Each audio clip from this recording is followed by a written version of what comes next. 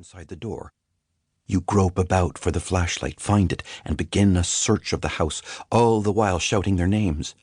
You go from room to room, lighting lamps until the whole house is more brightly lit than you have ever seen it. You see no sign that Edgar came home, no overshoes or overcoat. There is no smell of food. You look out at the backyard through the kitchen window.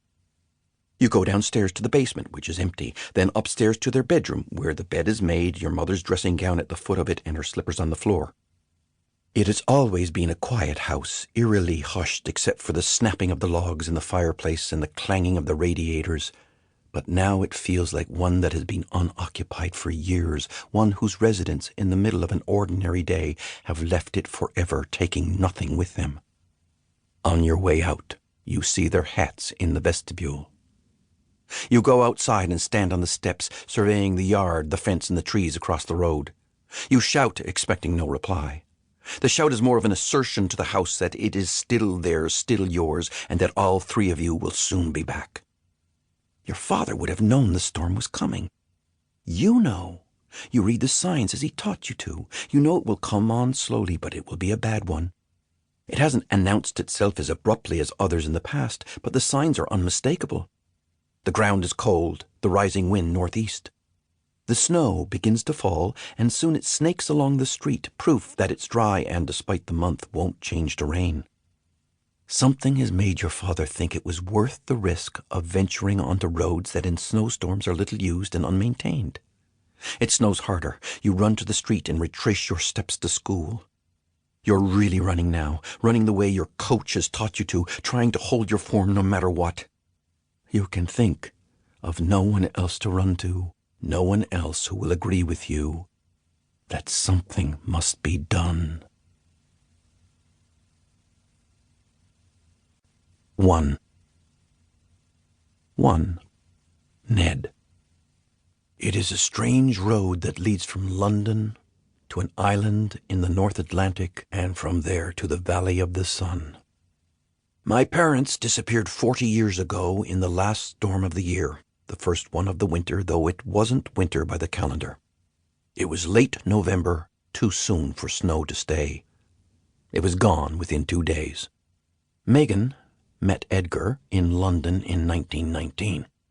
She was a student at the University of London, he at Oxford, the Newfoundland Rhodes Scholar for 1919. He didn't come from Rhodes Scholar stock. He grew up in a part of St. John's called the Heights, where almost everyone was a Vatcher or a Finn, and where, therefore, many were both. There was a time when, such were the number of criminals who went by the name of Vatcher, the police were known as the Vatcher Catchers. My father was plucked from Vatcherhood by Father Duggan, a Jesuit priest who coached every sport at St. Bon's, where the sons of the city's elite went to school. Duggan had heard of the boy on the Heights who was breaking records in athletics and delinquency by the age of 12, and arranged to have him transferred to St. Bon's. Edgar joined the Newfoundland Regiment, but the war ended before he was sent overseas. The Rhodes followed soon after. Megan, whose maiden name was Chidley, lost her father in the war, and her mother, brother, and sister to the flu epidemic that followed it. Edgar went back to Newfoundland. It seemed they would not meet again, but she discovered she was pregnant. She sent him a telegram, and he wrote back, "Will you marry me?" Megan made the journey to Boston and Halifax and then St. John's on the HMS Bruce, a destroyer refitted for civilians that became stalled in the ice a mile from the harbor. Crew members led my mother and 11 other passengers over the ice on foot. A baggage-laden group of men and women from England, they made their way over the jagged ice debris in street shoes, wearing clothes so thin they could barely ward off the chill back home, the women in dresses and raincoats, the men just as ill-prepared.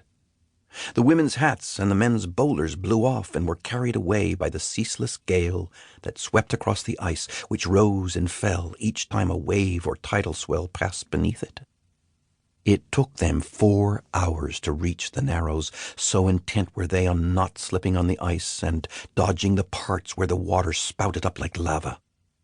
Onlookers thronged both sides of the harbor, transfixed by the apparition of these death-defying, luggage-toting ice pedestrians from London, who looked as though they were coming to the city with what they had salvaged from the sinking of the Bruce.